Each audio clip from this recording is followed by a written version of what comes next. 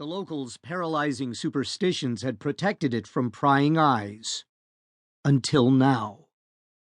Topping the pyramid's highest platform stood the many-pillared Temple of the Feathered Serpent, with its amazing carvings and ornate friezes depicting calendars, myths, history.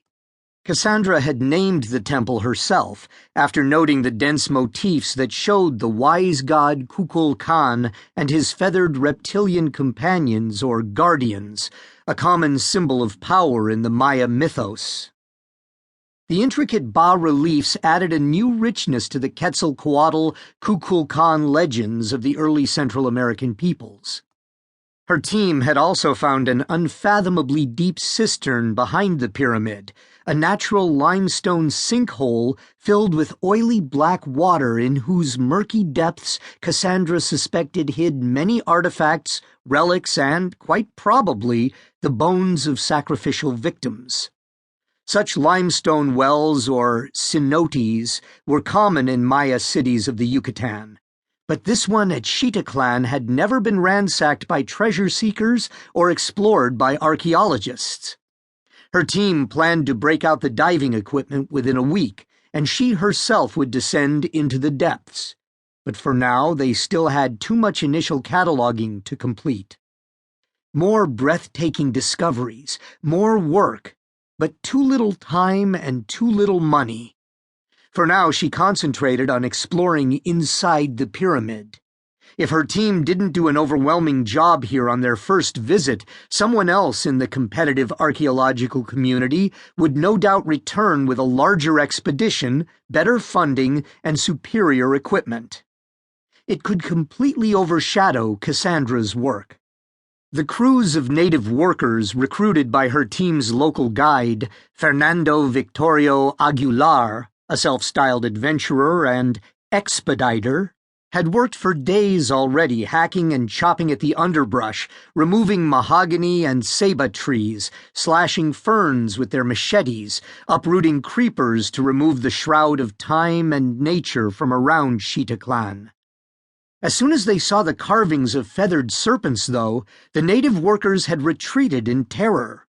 They whispered to each other fearfully and refused to come closer to the site or to help with cleaning the ruins, even when she offered to increase their meager payment. Finally, they fled, and then Aguilar ran off, abandoning her team in the deep jungle.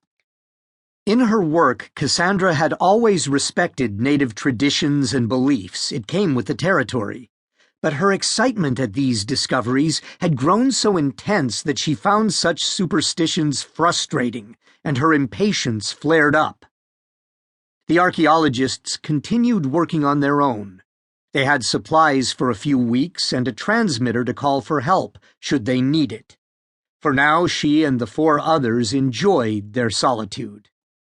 Today, Kelly Rowan, the team's second archaeologist, and, as of recently, the man with whom she shared her tent, was spending the last hours of daylight on the outside steps of the pyramid, studying the Maya hieroglyphics. Christopher Porte bent beside him with his battered sketchpad, excitedly trying to translate the chiseled glyphs as Kelly used brushes and fine tools to remove debris from the designs. Kate Barron, the team's historian and photographer, took advantage of the late afternoon light to work on one of her watercolors.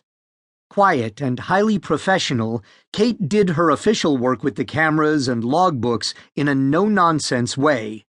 She took rolls of archival photos rapidly and efficiently. But once finished, she preferred using her paints to recreate the spirit of the place. It was a long-standing tradition of Yucatan explorers to capture the detail their eyes saw, to depict something more than simple two-dimensional photographic plates could. So far, Kate had filled 3 portfolios with beautiful paintings that evoked the history of the Maya, diptychs pairing images of the ruins as they now appeared and as she imagined the city must have looked during its golden age.